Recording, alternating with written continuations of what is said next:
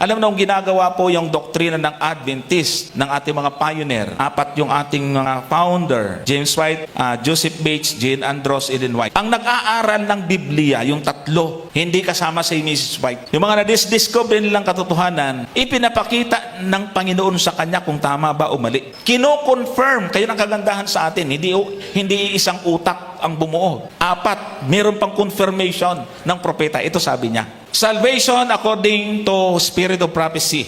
Steps to Christ, page 68. Salvation is a free gift of God's grace, and it is received by faith in Jesus Christ. It is not by our works or by anything that we can do, but by the grace of God we are saved. Sabi sa mga Bisaya, arang klaruha.